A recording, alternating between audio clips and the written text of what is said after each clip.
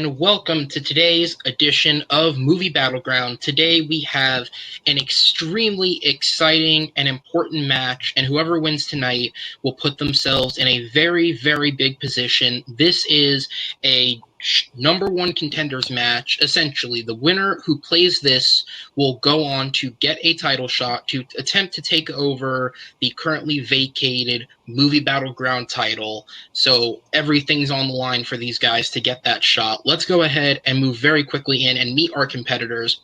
Up first, coming into this match with a record of 2-1, we have Nazario Montenegro, Mr. VHS. Nazario, how are we doing? I'm doing great. It's been a while. Last time I was around this part, it was for Movie Battleground 100 episode, which I won. And I don't know, later I felt a little overwhelmed by all the different leagues, so I decided to take a little break. But I'm back. I'm ready to make Blockbuster great again. You and the one store that's left remaining. And going up against him, we have the real ordeal, Mr. Ryan O'Regan, with a record of 2-2 with that one ever important knockout. Ryan, how's it going? Feeling pretty good. I'm glad to finally be back in the runnings after the tournament that went on a little while back. Thankfully, the whole blowover of a retiring Chance Ellison is completely gone, and I don't have anyone firing up on my Facebook or anything giving me improper shout-outs. So thank you for backing down. But I'm happy to be playing, especially against someone like Nazario, who's definitely like an OG in regards to Battleground. And, glad to see that he's back. Welcome back, Nars. Did you retire my buddy from this league? Technically, yes. He ended up deciding. And your winner. No, I'm kidding. We'll give you a fair shot. But thankfully, I'm not the biased judge today. It's going to be three other people joining me. Up first, we have our first judge, Mr. Chris Diaz. Chris, how's it going?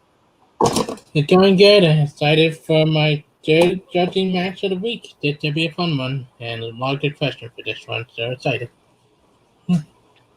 All right, and we'll move on to introducing our second judge, Mr. Asher Berkson Gold. Asher, how's it going? Good, pretty good, Aaron. Good to be here, ready to judge this match. Two great competitors. I've seen Nazario in the trivia circuits. Haven't really seen him in the judging in the Movie Battleground circuits, but if he's any good as he is a competitor in the trivia circuits, then I'm sure he'll do great. And as for Ryan, he's great too. Oh, sorry. No, you're good. You're good. That's my bad. That's my bad. I read that. No, they're both great. I'm sure it's going to be a great match. All right, and finally, with no mistakes this time, we move on to the man, the myth, the legend, Mr. JB3. How's it going? Hey, how's it going? Just here to do some more judging. I believe I've had to have seen these guys debate, but I'm just ready to hear it. I'm ready to listen. Like always, I got my ears open, and y'all better bring it. Awesome. And as we move into this ever important match, we're going to go ahead and bring in our two competitors on the side there. Everyone here should know the rules, but we'll go ahead and give one reading for the hell of it. This match is going to be a 4-round match. The competitors were given their 4 questions ahead of time and have had time to prepare for this debate. For each of our rounds, the competitors will get a 90-second opening. They will get 5 minutes of open debate, and they will get 60 seconds to close. Each player is going to get a 1-minute extension that they can activate once during the match for either an opening or a closing, should they feel the need to get more time.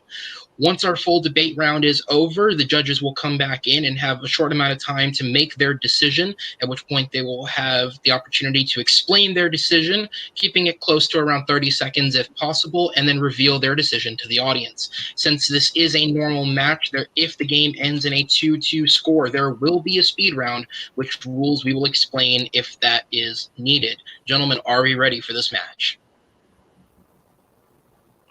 Yeah.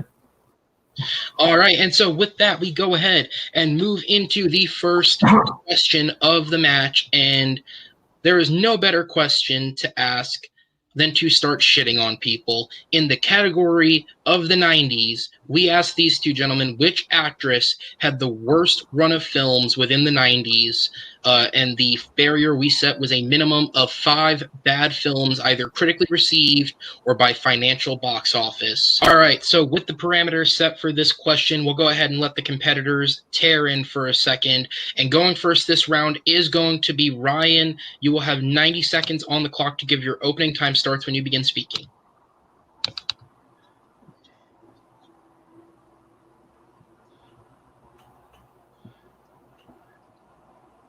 So the 90s were an iffy time for a lot of actors and actresses.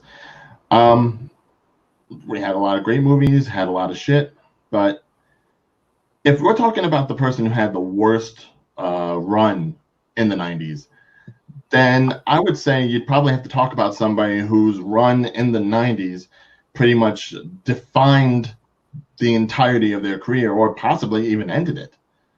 That's why I'm going with Madonna. Now, mind you, yes, there's already the stigmata that singers shouldn't become actors. You know, it doesn't always work. Not everyone's going to be, you know, a Whitney Houston.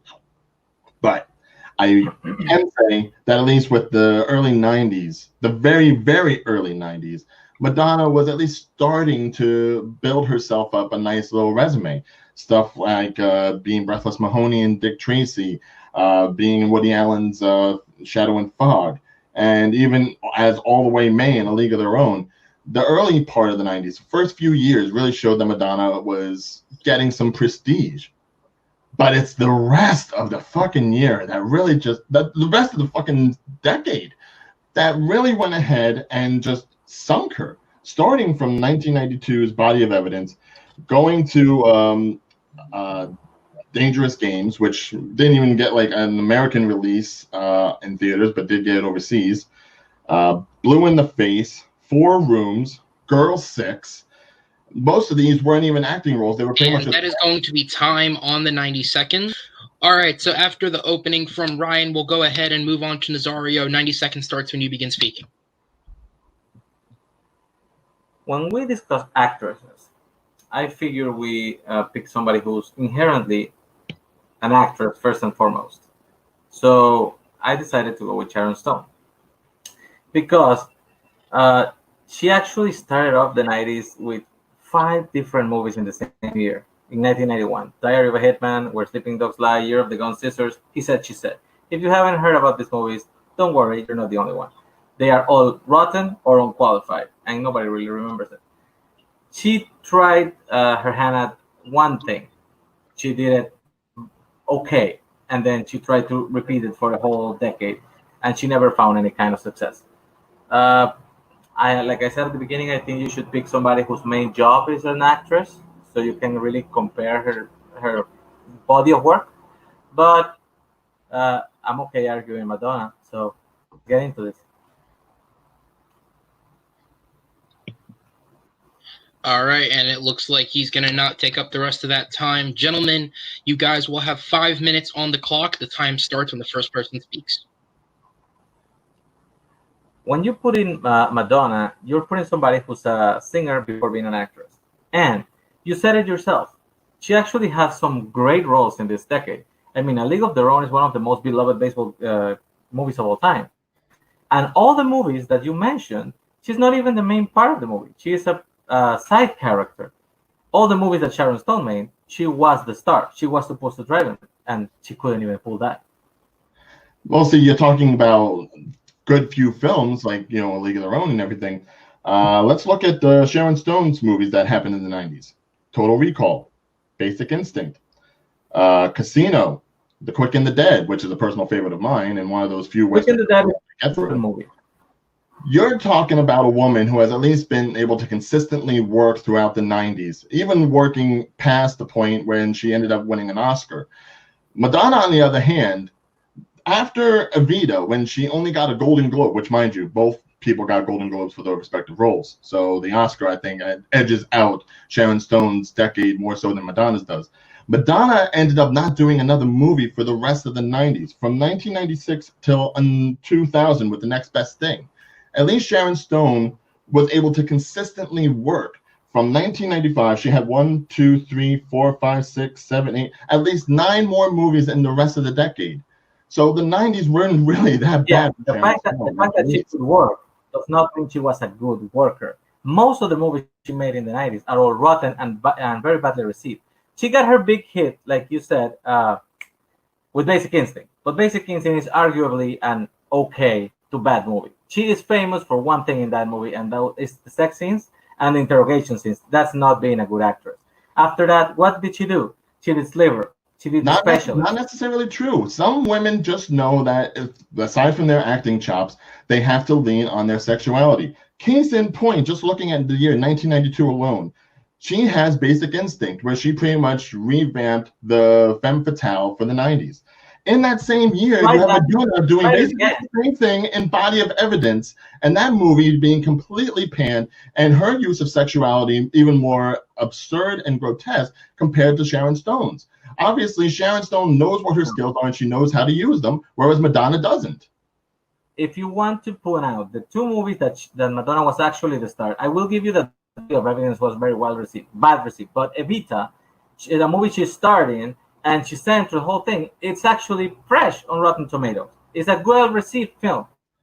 And also, if that's you look at another thing, many of Sharon's movies are also in the same regard. So to go ahead and compare her one movie where she won the Golden Globe. If you're talking about sexuality, also try that with Madonna for it. She tried to use her sexuality in a documentary called Madonna. You have to let me speak, man. You have to let me speak, man. She tried to use her sexuality in a movie called Madonna Truth or Dare, who's a documentary that's actually very well received in the 90s.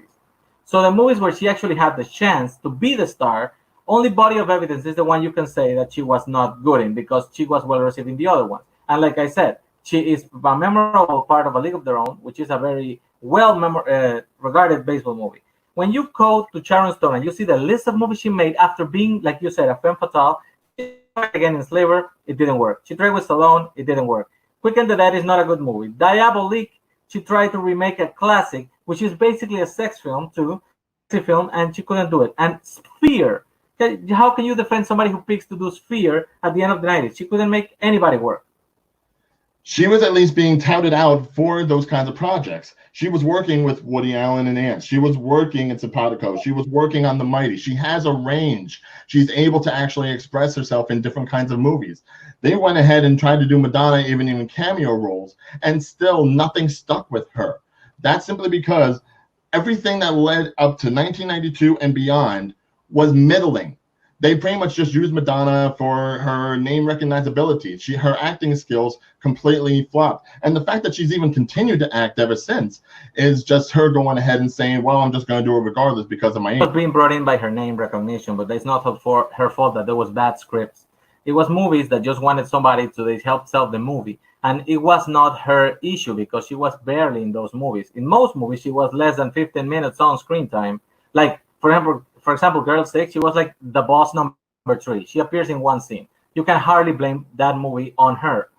The movie was just bad because it was bad. The movie where she gets screen time, like Evita, like A League of Their Own, those movies she makes work because she does have acting. And that is going to be time on the minute. I give you guys a couple extra seconds there at the end because we had the little breakout in this minute, the round there. So we're going to go ahead and go into the closing debates here. Nazario, you'll be up first with a minute. Time starts when you begin speaking.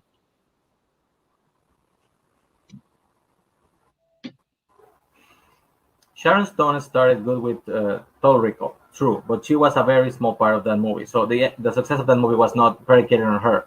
It 5 more movies in 1991, all of them rotten, all of them forgotten. She got a big hit on Basic Instinct because she was trying to be a sex symbol, and people remember her for that, not for her acting. She tries to be a femme fatale on Sliver, The Specialist, doesn't work. She flips on, she tries to be a cowboy in Quick and the Dead, doesn't work. She's trying to be a femme fatale again, doesn't work. Then she tries sci-fi with The Sphere. She even goes with Albert Brooks to The Muse, doesn't work. Everything she did. Barry Levinson, Sam Raimi, Albert Brooks, these are all great directors and they could not get her to work. Also, the best thing she did in the 90s, other than Casino, which, like I said, it was a side role, it's a voice-over part on Ants, a mediocre animated movie that was everybody and their mama was in the movie. Madonna, she wasn't really an actress. She was trying something different. What she did, It was really small parts that she got, and not her fault the movie sucks. And that's going to be time on the minute closing there. Ryan, you'll be up now. Your closing starts and you begin speaking. Madonna may be more known for her music, but she has been acting for as long as she's been singing. You can look at the 80s with Deficit Seeking Susan, Who's That Girl, stuff of that nature, where she was an actress through and through. Even if stuff wasn't necessarily good, she was still acting regardless. And it was only as she was extending into meteor roles that she went ahead and got the stuff in the early 90s, like I mentioned. But when you go ahead and you take a hiatus after the biggest win that you ever had, even if the movie itself is, decent at best, you should still be able to get more work. The fact that she didn't speaks to the fact that regardless of whether or not she was able to hit the high notes in Evita, her acting just has not ever been good. You talk about the small roles that she had, the cameos, that's people wanting to go ahead and trying to give her a shot, trying to give her opportunities to do something with it. The size of the role doesn't matter. It matters whether or not it's memorable. Her stuff is not memorable. Sharon Stone's is certainly memorable. And regardless, if you want to go ahead and take anything away from her work. And that's going to be time on the minute closing. A very good, very heated debate round from these two gentlemen. But we're going to go ahead for just a minute and drop them out and bring back our three judges. Judges, let me know once you guys are ready to give your scores. Oh, God. I got As I said before, a very heated first round between our two competitors, both players already showing the fight needed to push on and challenge for that vacated title. Asher is ready. Chris is ready. A bunch of hot takes here that I heard.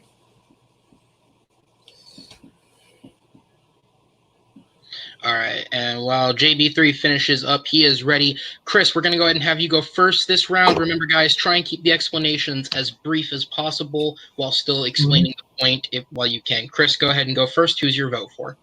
Okay, so this was a bunch of bad for. No, I had you say Ant is a mediocre movie, good movie, and they can't think of movie. But I think in the end, I wanted to be able to bring in the Good Raspberry would, because that would have still his win, because I was looking at Madonna and she got a lot of Good Raspberry win for some of her movies. So, but I think Nazario just hit him after hitting him. And it really had brought that up, that would have killed him. But I think Nazario just I entirely agree with him. Won the argument in the end. Yeah, Nazario. I'm back and forth about Nazario. All right. We're waiting for the Good Raspberry comment, but that just never came into the argument. All right, so point to Nazario for that one. We're going to go ahead and go to Asher next. Who's your point going towards?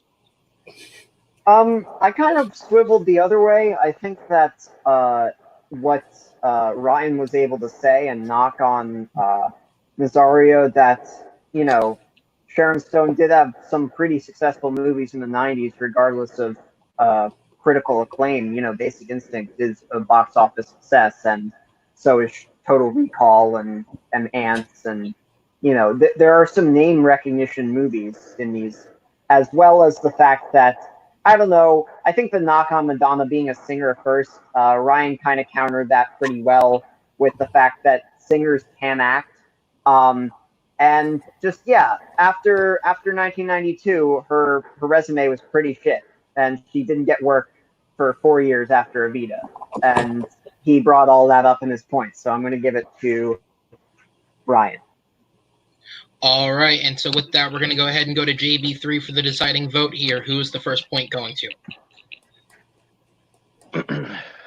This was really close for me. But in the end, just a couple of the points with it being it was her main job. I kind of went towards that way. I wasn't knocking Madonna or anything for not acting, but it was more or less being the star of films. I thought Nazario really brought it when it came to that, so I gave my point to Nazario. Very close, though. I mean, very close. All right, and so with that, Nazario is going to go ahead and take the first point for this round. As we prepare for the second round, we go ahead and prepare to move on to the next question. And this one is within the category of horror films. Horror for the last few years has been all but basically dominated by one studio. Every franchise you know, one man is the man behind it. What is the best horror film to have been produced by Blumhouse? And we're going to go ahead and start with Nazario on this one. Your 90 seconds will begin when you begin speaking. When we discuss the concept of horror movies, people need to be very open-minded of what the idea is. Just because a movie is very well received critically and gets some award recognition doesn't mean automatically it's the best of its genre. And that is the argument I'm using for picking The Invisible Man and not the obvious choice. Because The Invisible Man is actually a movie that is rooted in horror lore. It's based on a 1933 film, one of the original Universal monsters. It has been trying in several times to be brought back, but it never has actually worked as much as it did this time. This time, the job that Lee Whannell did for his second directed film, it's a surprising quality in both thriller and horror. And it's one of the top movies I have seen in 2020. Fair, there haven't been many, but up to this point, it's the best thing that has come out this year, and I think it tops the Blumhouse catalog when in respect specifically to horror. All right, so he gives up the rest of that 90 seconds with a solid intro there. Ryan, you are up next. 90 seconds starts when you begin speaking.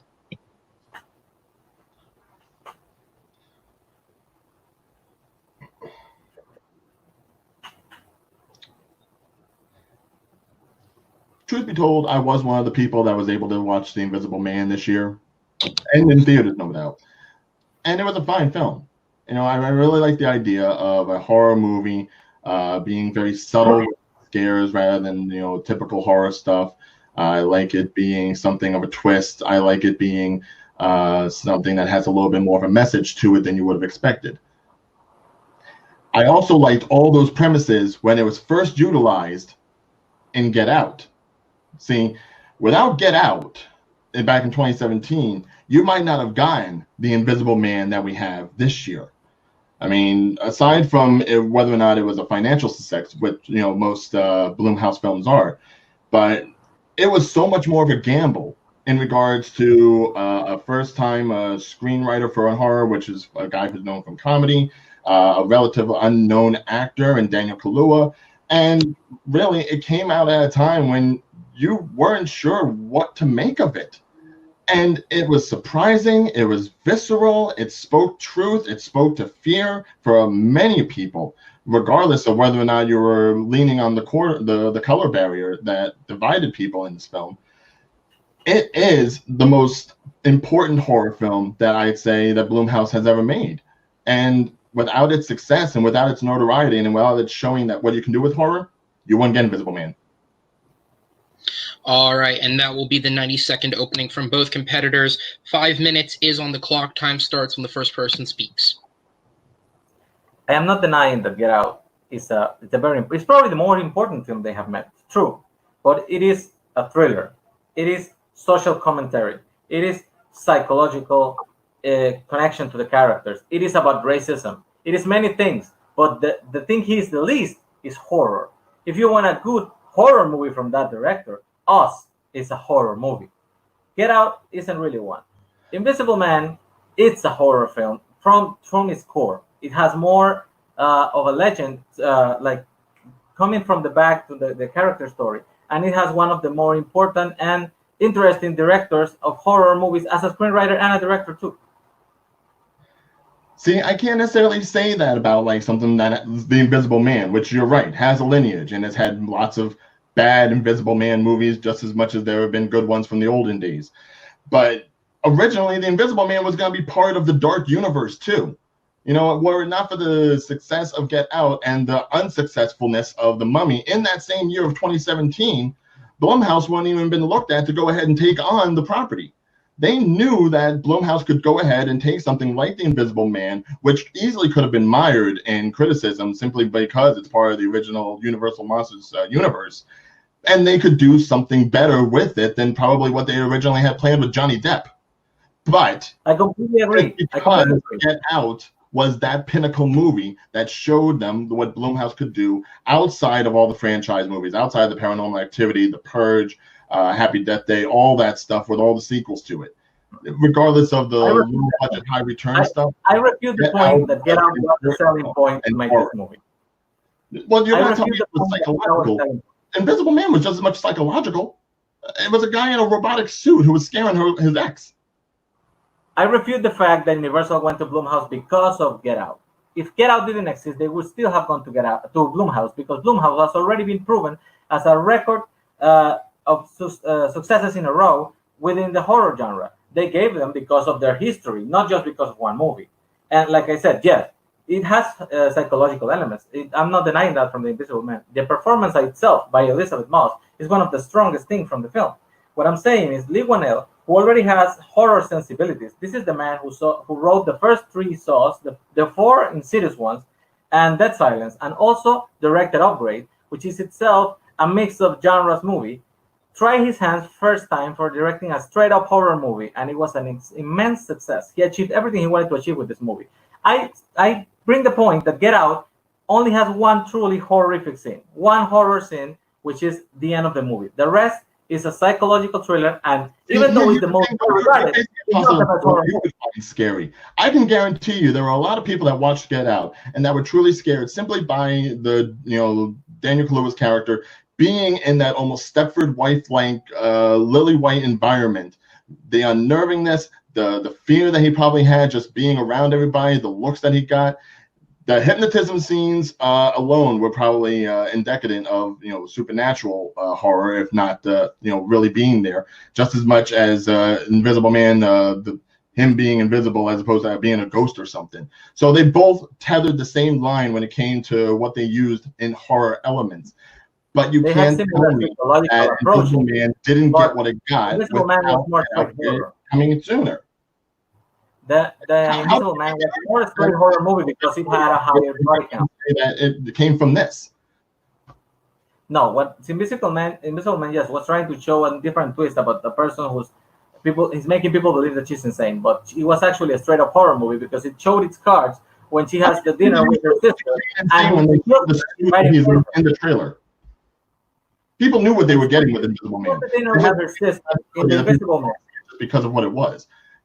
When she has the dinner with her sister in The Invisible Man and she kills her in front of everybody, that is a horrific film. The movie has everything that makes horror what it is. It has violence, it has war, and it has a sustained feeling of nervousness.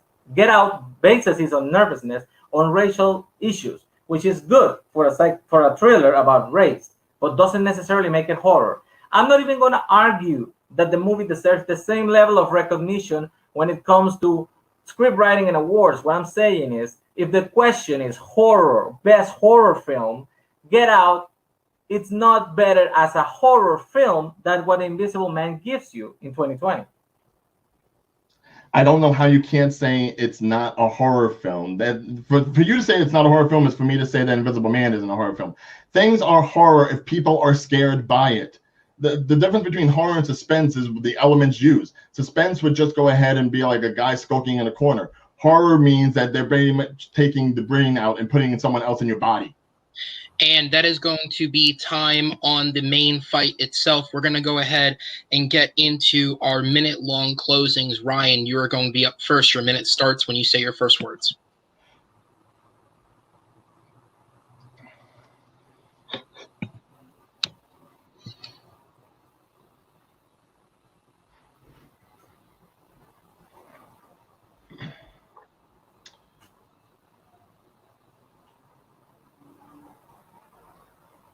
Look, I'm not even counting all the accolades that it got. I'm not counting the Oscar win for Best Original Screenplay. I'm not even talking about the millions of dollars it made, because that's just the Blumhouse model. Make it for cheap, make a lot of money. That's just what Blumhouse does. But the fact of the matter is, Get Out, just as much as Invisible Man, but more so because it was the first one, more so because it was showing what Blumhouse could actually do with a horror film when you take away all the blood, guts, and gore. It showed that they can inject real fear into the audience. there were plenty of people that could relate to the fear that Daniel Kaluuya's character went through, and being unnerved, seeing people like him hypnotized, acting oddly, his own girlfriend turning his back on him about to be like dissected and replaced with some other person in his body like being used by a white man for whatever reasons. That is a fear so many people relate to. Not so much with a guy in an invisible sand.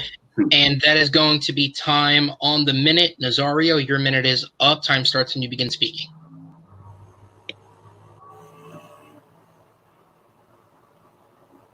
The Invisible Man has always been a horror film.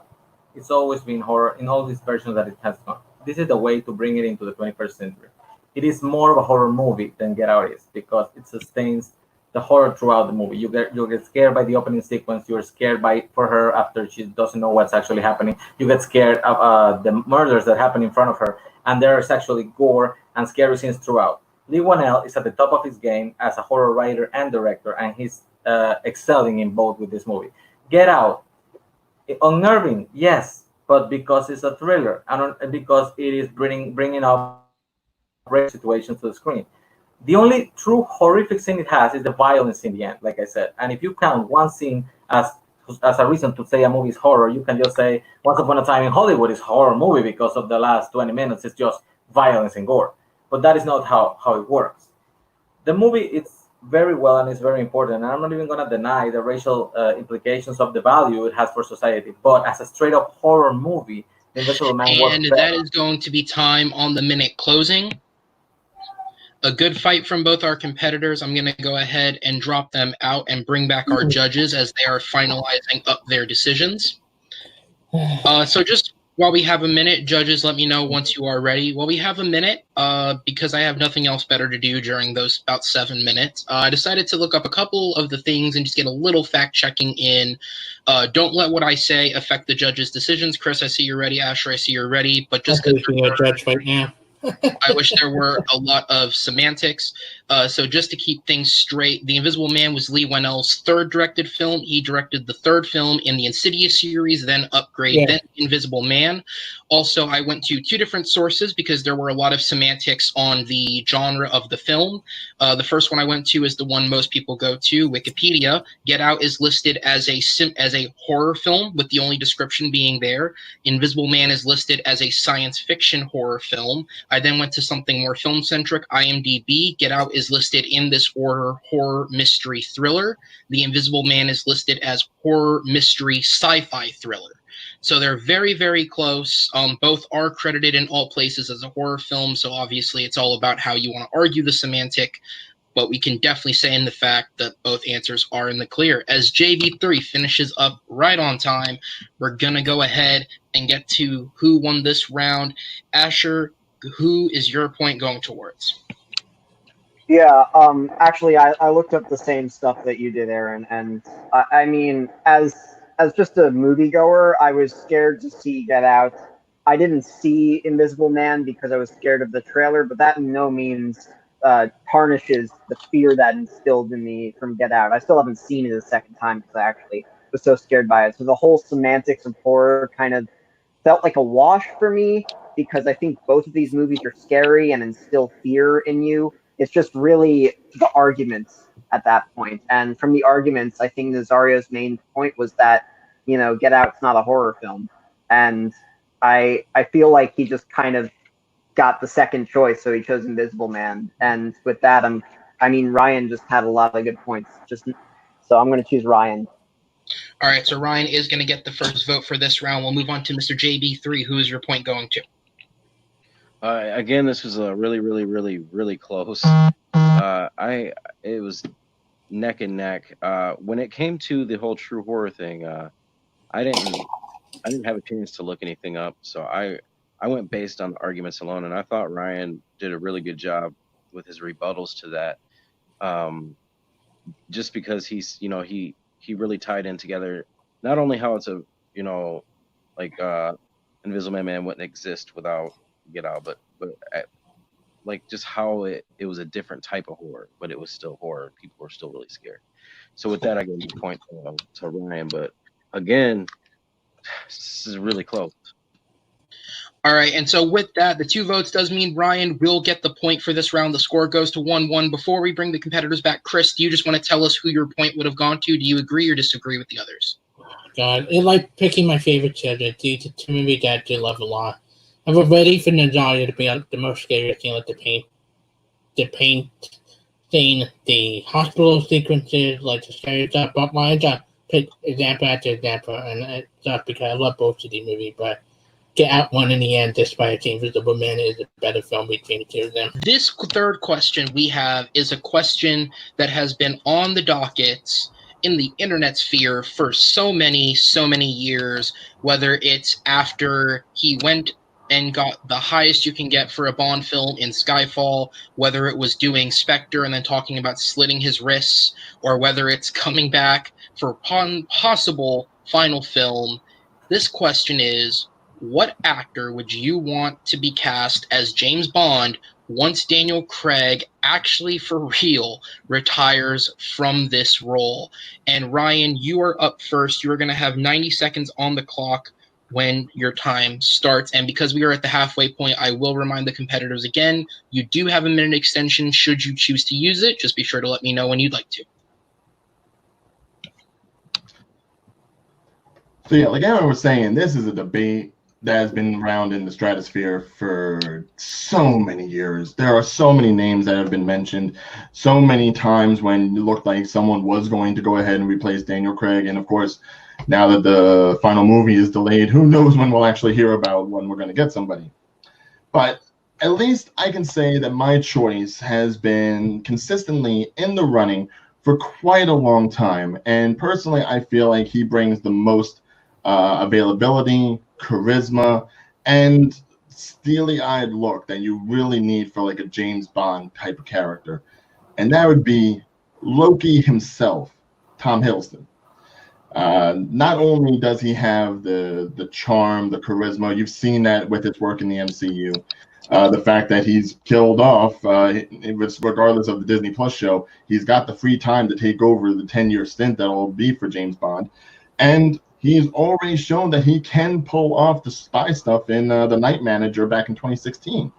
He's someone that everyone's talked about for the longest time, and I think it's about time that he's actually given his own franchise to run. He deserves to be a leading man and not necessarily a second banana to somebody else. So yeah, Tom Hiddleston, come here with divine purpose, be the next James Bond. All right, coming in just with more than a few seconds under that 90, Nazario, your 90's up next for your intro. Time starts when you speak.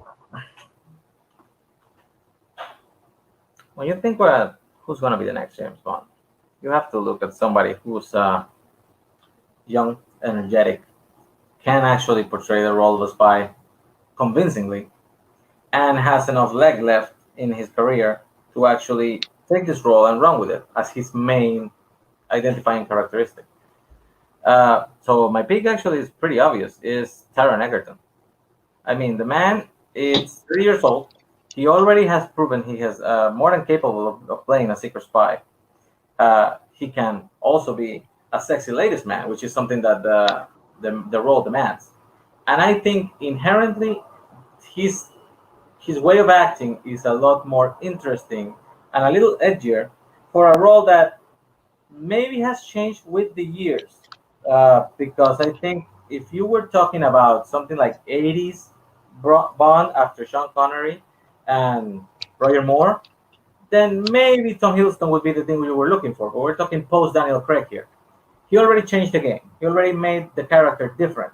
And I think if you want to keep going into that younger aiming direction with somebody who's already been proven to have range, I think Taron Egerton is definitely the one choice. All right, both competitors concisely getting their points out for this one. There's going to be 5 seconds on the clock for you guys to debate this back and forth. The time starts when the first person speaks.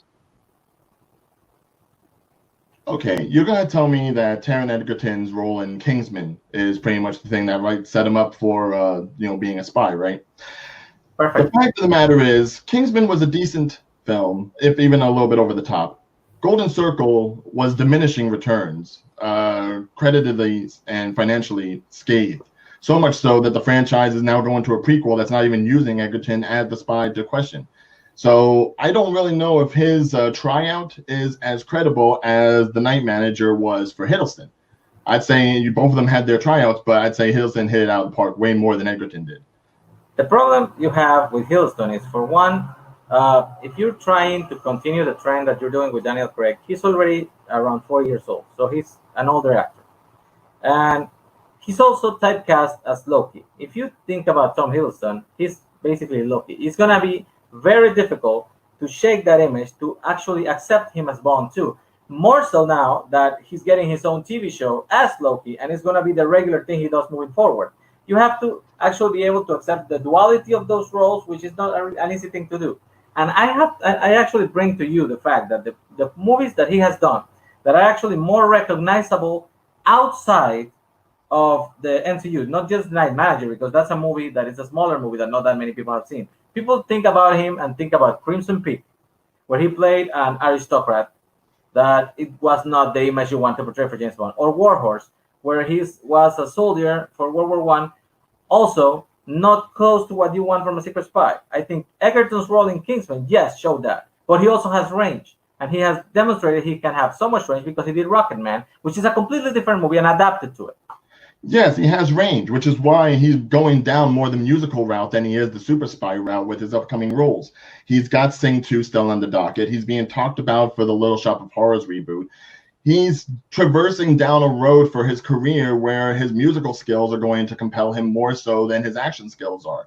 At least with, Hiddleston, yeah, you have Loki. That's exactly the kind of stuff you need. You need that credibility of character to bring new blood, new people to watching James Bond. He's basically a changing of the guard, a refreshing of the blood in a sense. And to say anything about his age, he's roughly around the same age as most other James Bonds were when they first started the character. So he's right in there, whereas Egerton would actually be younger and probably a little bit more immature in that sense, as we've seen in the Kingsman movies. And not to mention, going down the same track as all the other Bonds. I dare say Tom Hiddleston could possibly be the first androgynous James Bond that we've gotten. I would love to see him go a little bit more LGBTQ, which is a vibe that he's given off in many other roles. He can go ahead and probably screen men as well as the women. That's something we haven't gotten in a James Bond yet. Fair, but is that the character? That's my question is, because we're talking about who could be the best James Bond. And when we talk about James Bond, it's an established character that, yes, he has changed with the years. He has gone younger. He has gone rougher around the edges. He has gone a little more real world skill, like I said, but he has always been Bond, and he has always been a ladies' man.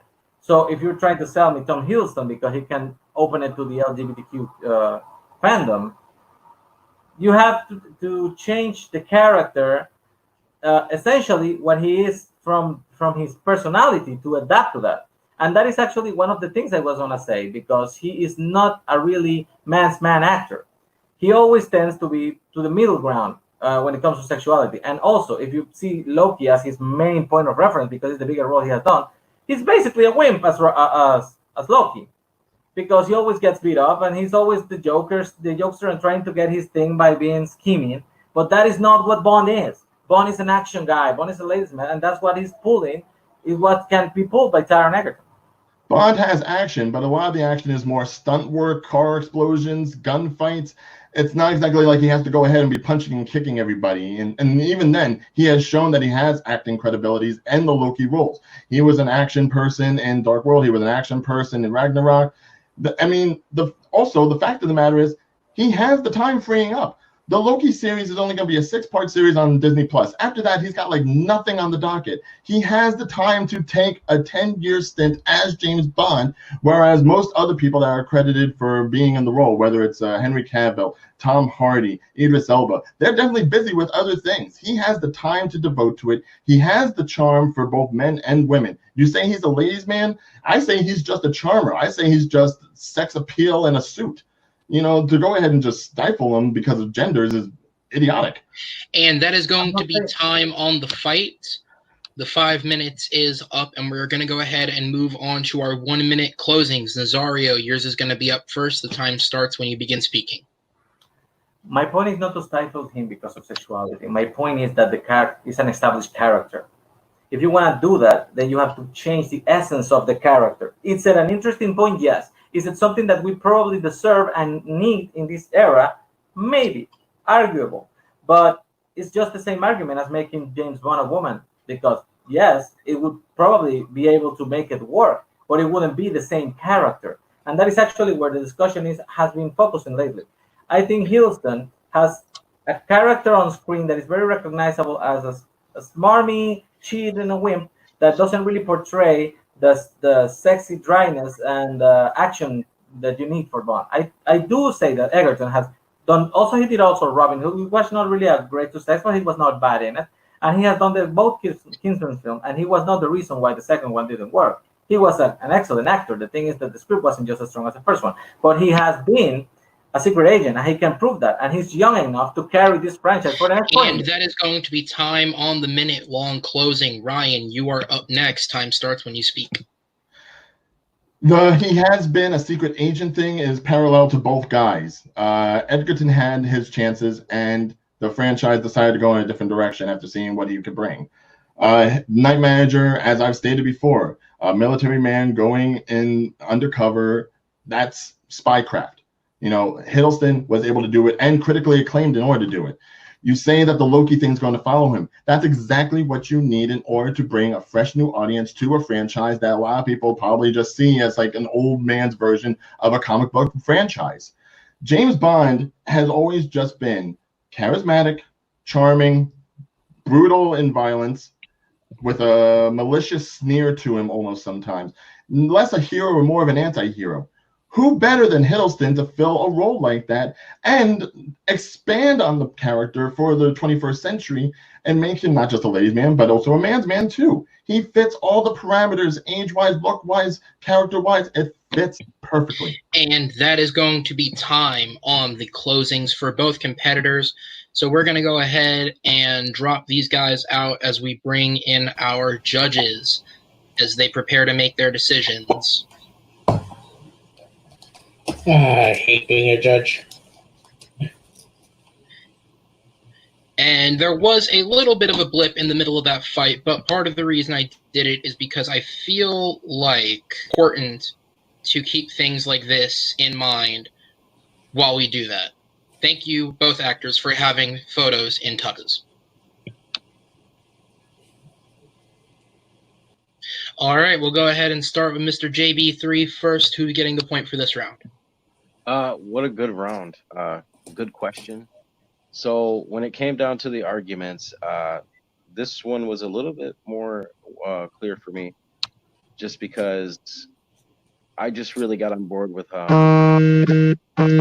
I'm sorry about that. I just really got on board with how the guy I picked was talking about how he can keep to the Bond, you know, like style and franchise. I mean, it's been so long over the years where it was just like, if anything, like he said, it just evolved into something like a little bit different, but keeping the same style. So, and so many examples. So I gave my point to Nazario.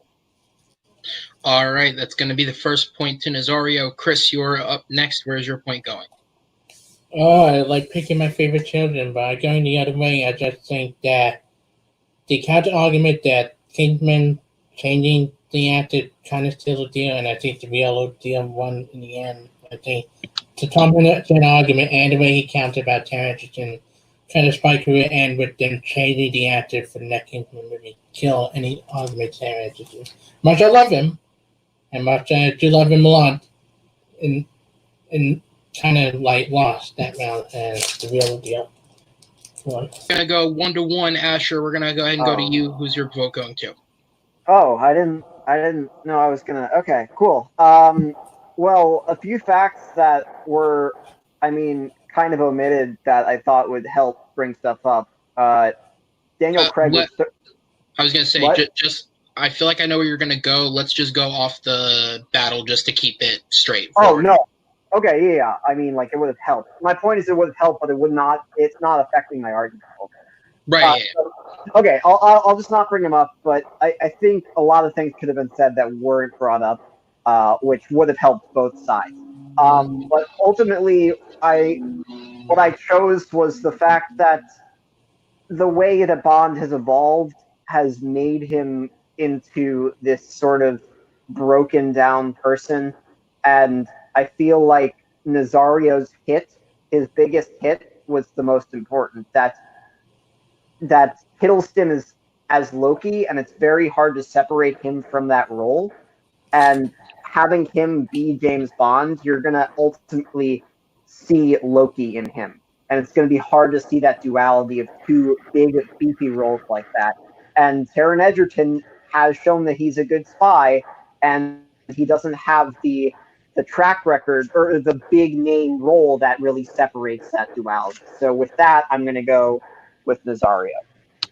All right, and so with that, the point from this round is going to go towards Nazario. Is showing up on the bottom. Nazario does have a 2-1 lead, but this battle is far from over. As we bring these two gentlemen back in and we move on to the fourth and final main round of this fight. And it's a very basic question. We'll go ahead and let them get into it. In the category of 80s, what is the best war film from the 80s? And Nazario gets to open this one first, so a minute and a half on the clock when you start speaking.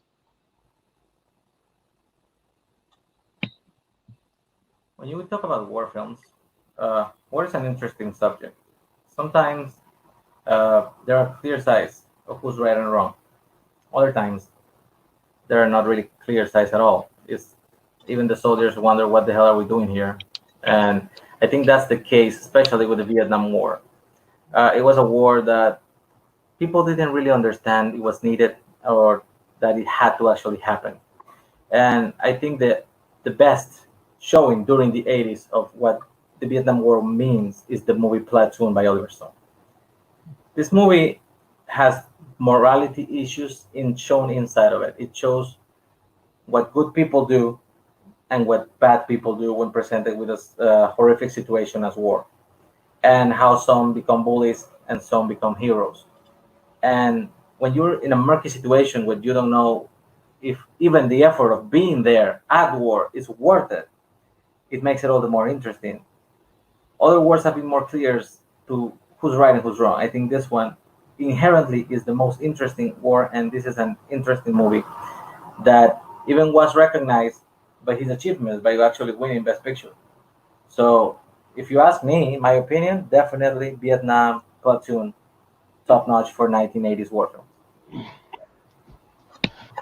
All right, and so with that, we'll go ahead and move on to Ryan's 90 seconds. Time start when you begin speaking.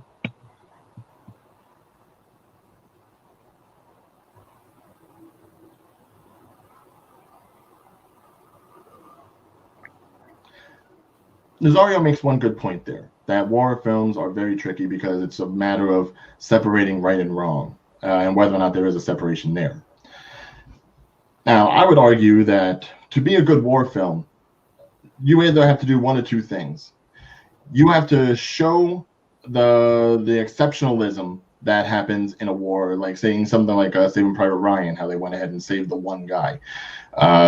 Or you have to do what my film does, and you have to show the true plight of war. You have to show war to a sense that it makes you not want another war to happen again, rather than glorifying it, fetishizing it, giving some more props than they probably should get. That's why my film is the 1988 Studio Ghibli film, Grave of the Fireflies, because it truly shows the impact of the people who suffer most in war, the innocents that have to deal with the combat when they're not even part of the struggle to begin with. And you can't tell me that for as much as Platoon shows the plight of the soldiers, the plight of two small children who lose everything to World War II, it breaks your heart to the point where you don't ever want to see children crying or war itself ever again. All right, and with that, we're going to go ahead and get into your guys' 5 minutes. The time will start when the first person speaks.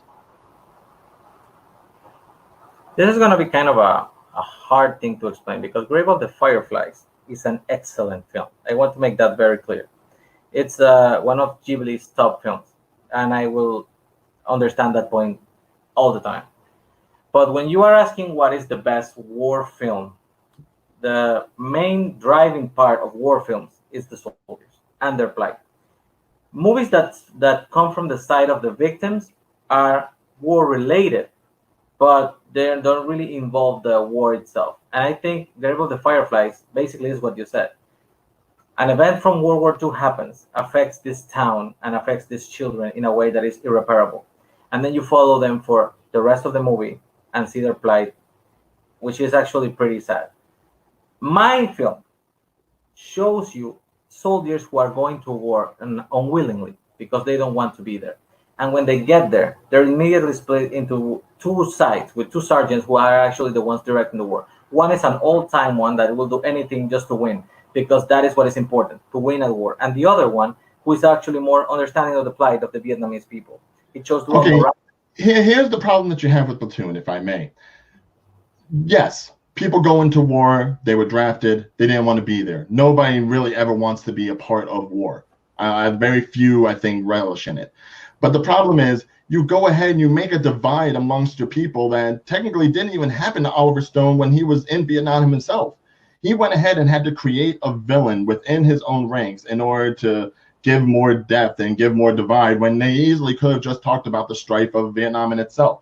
The fact of the matter is, you don't need the gun-toting violence that you get with something like Platoon when you can easily just go to any action-adventure movie like a Rambo and get the same thing. He fetishized the idea of what it was to be a soldier in that war.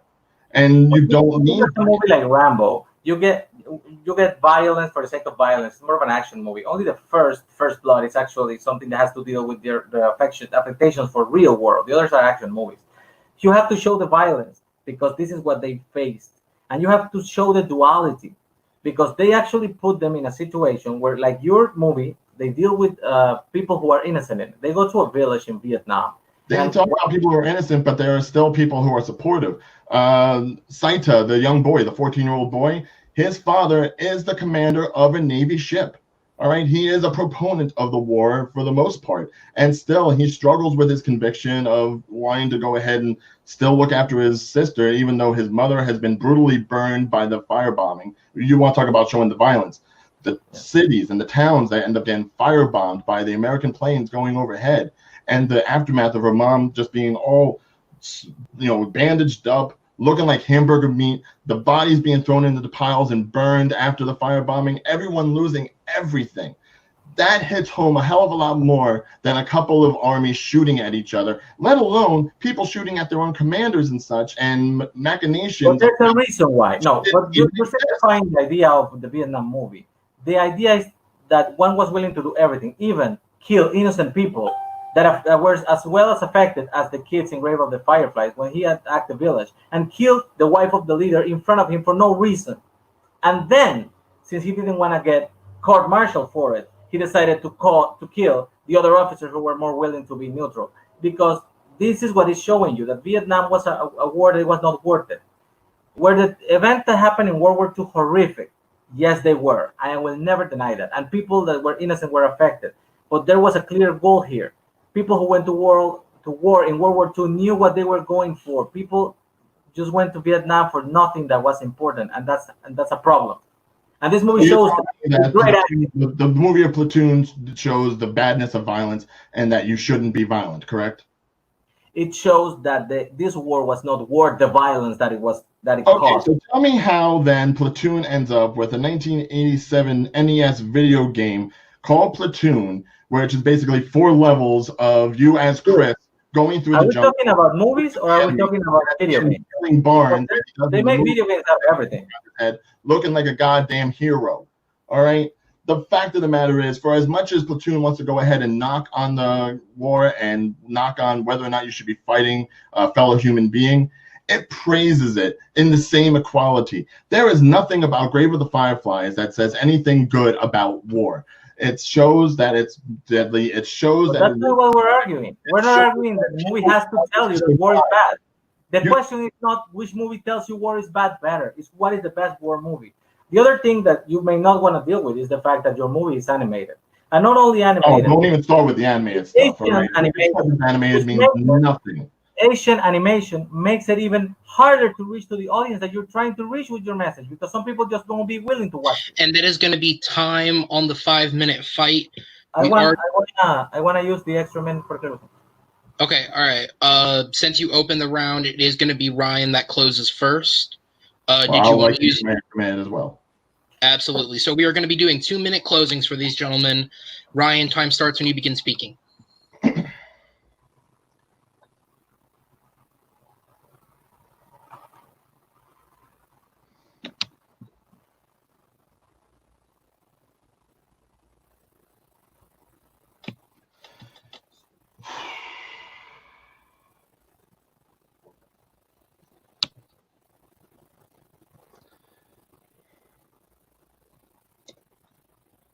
Again, this can simply be personal opinion, but war movies are best when they show war in a case where you don't want war to continue. I want to believe that both movies want to make that statement, but I definitely have to say Grave of the Firefly says it a lot more. And to knock on the idea that it's animated, I dare say the idea that it's animated almost makes it more palatable to general audiences rather than Platoon, which is definitely more of like a an R-rated flick, if anything. You know, at least this is something that kids can watch. Kids can almost understand what's going on as well as adults. Both are based off of true stories. One was Oliver Stone. The other one was based off of a 1967 autobiographical story from Nekayuki Nosaka. He had to deal with the firebombing in 1945. He had the sister who died from malnutrition. He had to keep up. He lost his mother. He lost his father. War movies should not fetishize war. In a statement made by, at the time that Platoon came out, there was a statement made by Ken Beres, Associate Director of the Vietnam Veterans of America Foundation. He said of Platoon, the more appropriate audience, however, is a younger generation whose view of Vietnam is the Rambo superhero depiction or the surreal and symbolic approaches of other Vietnam pictures. If you're going to go ahead and show a war movie, show me a war movie that's not going to get me hyped up during some of the scenes and make me root for somebody who's killing people that you don't necessarily even have an investment in wanting to kill. We never should have been in Vietnam, and we shouldn't even have had to deal with any of that stuff. It's horrifying, yes, but Platoon does just as much damage to war movies as it does praise. Grave of the Fireflies, on the other hand, it speaks to exactly what a war movie should be. And it makes you worry so much about Setsuko and Seita that you don't want to see any child, regardless of race or religion, go through any of that ever again. All right, and that is going to be time on the 2 minutes. Nazario, your closing is coming up. 2 minutes starts when you begin speaking. Sadly, the question was not which movie should deter war more. It was the best war movie. And by definition, the war movies have to show the war. You are misinterpreting the point of Platoon. The point of Platoon was showing exactly what you're saying. That, yes, they weren't supposed to be there. There was no reason for soldiers to be there. But once they were there, you had to deal with the situation as it was. There were good soldiers, there were bad soldiers, there was morality, and it makes it more complicated because there's not a strong reason to justify the fact that you have to go there and kill innocent people. For what? Because nobody knew, nobody cared. In this movie, people actually injure themselves just to get home because they want to get out of there. It has excellent acting. Tom Berenger is in the role of his career. Willem Dafoe is excellent. Charlie Sheen, it's the main character, and it's a force to reckon with in this movie too. The movie won Best Picture and Best Director. It was nominated for 8 Oscars and it won 4. It was very great received, and it sends the message. Don't bring out the video game things because that doesn't have anything to do with the movie. You can make a video game out of anything. It doesn't mean anything because people just want to keep selling brand. The movie made money. That's why they made a brand. Grave of the Fireflies. Even if it's hard to hear, World War II was something that you needed to be involved. There needed to be a stop to Hitler. And yes, people got killed. People died who didn't deserve to. Kids in general, nobody deserves to die for war actions. But this movie is very one-sided. Its message is not war. Its message is survival. And the fact that it's animated, even if you don't want to accept that part, makes it a roadblock to reach a higher round number of people because some people just won't watch things if they're animated. That's true, and especially if it's anime. The other thing is that sadly, this movie has to, by its nature, become very manipulated. when you show kids in peril, that's all you see. Nothing else matters. And the fact that this movie just relies heavily on that, it it it takes away from from its power when Platoon shows you what you have to avoid. I apologize for the later. That was on me. Your time actually was up right when you finished. All right, so we're going to go ahead and drop out the fighters for just a second, and we're going to bring in our judges for the decision on this one.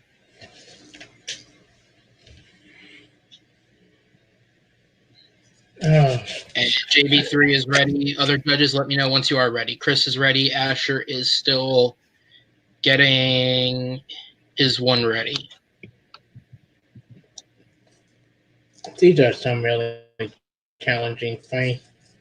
And Asher is ready to go. All right, so we're going to go ahead and go to Chris first on this one. Once again, briefly just let us know why you picked the person who won and who it is that got your vote.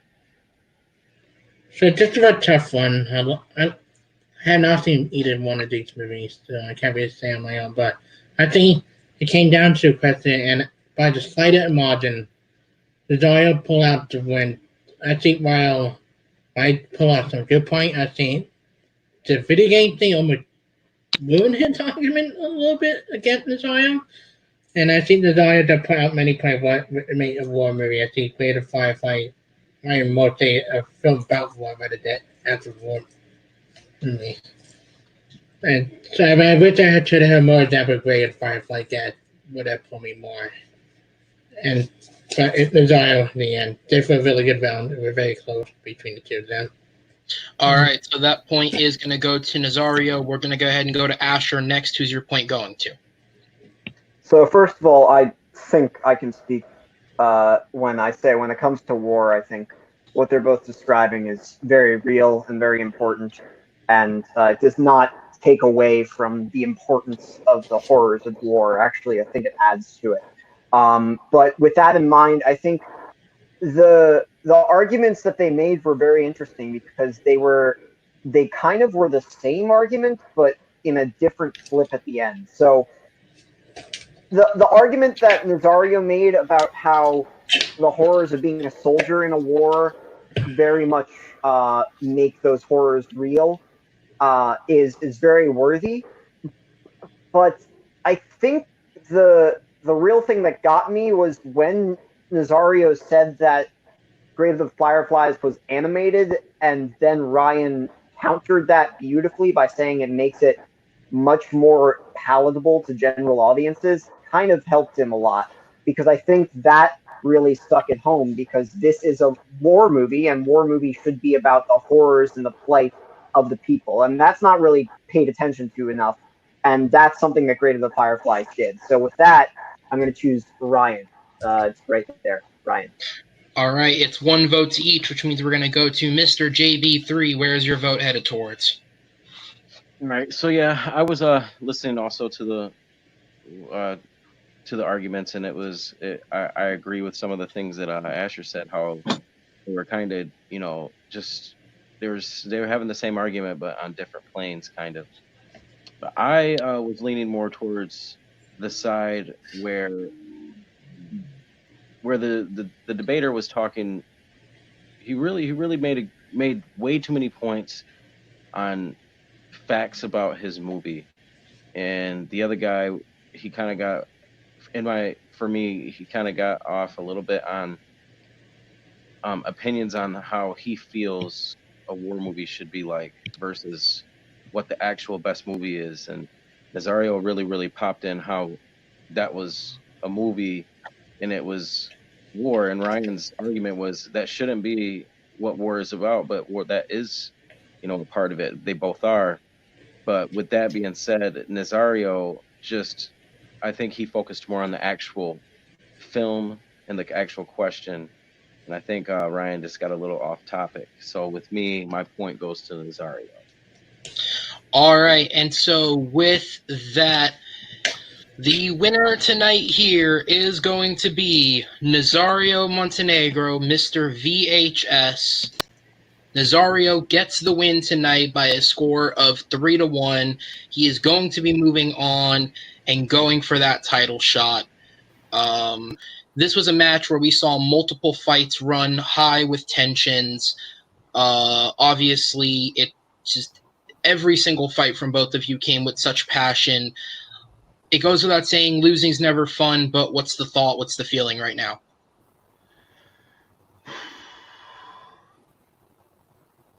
Well, I'm of two minds about it.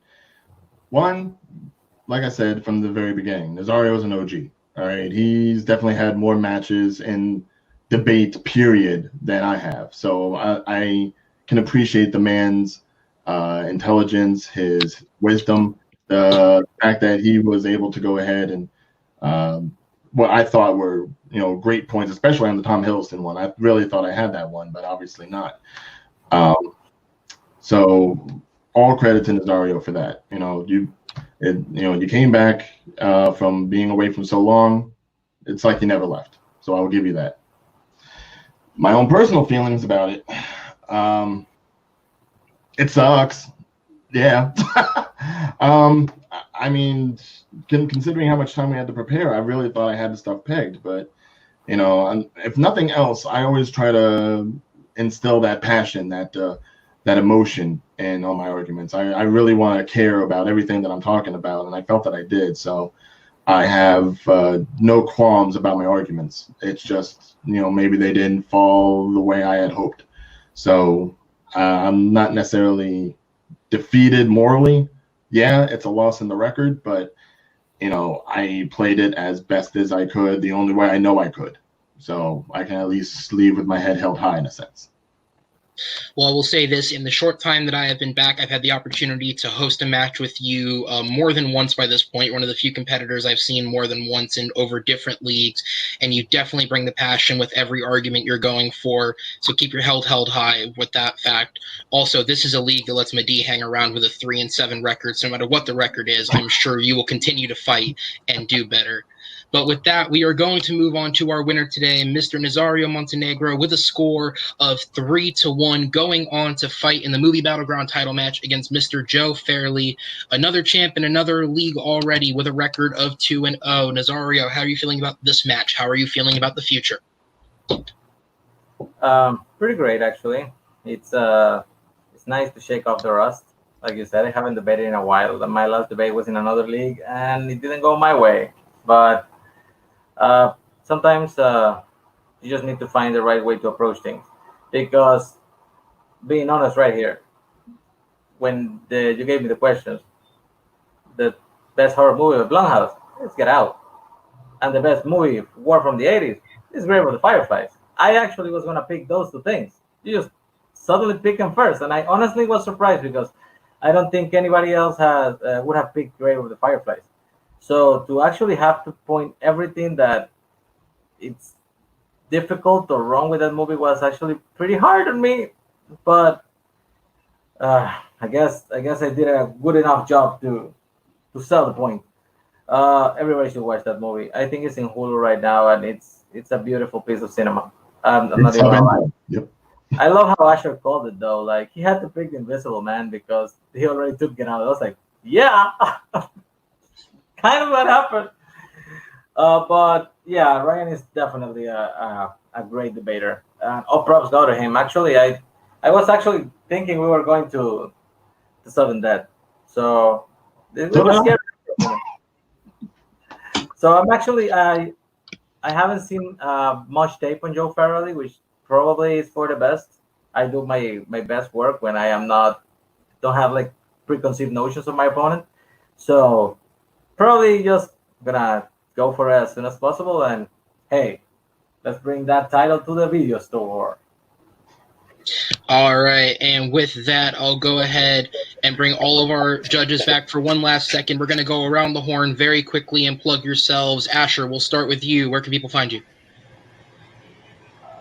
They can find me at Danny Dorito 97 on Twitter. I'm going to be around the circuits doing Movie Battleground, Sports Brawl, and stuff like that. I love judging, love competing. Just want to say Ryan put in a hell of a match, and I really want to watch Grave of the Fireflies now with that in mind.